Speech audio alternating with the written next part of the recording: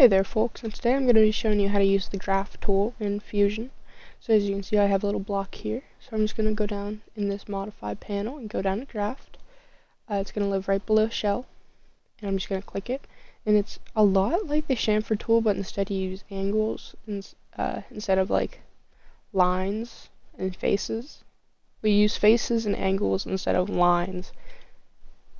Well, I guess the chamfer tool also uses angles, but don't worry about that part.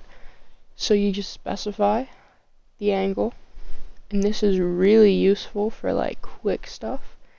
Like let's say you need a triangle at -80 degrees, or let's say you just want a ramp that's this much.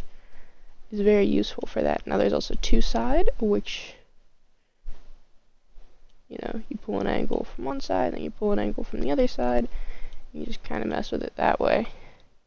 It's better for like other shapes, the two angles. For like a basic rectangle or square, all you really need is one side, and then there's also symmetric, which obviously moves things symmetrical, but we don't need that right now. And yeah, that's how you use the draft tool in Fusion.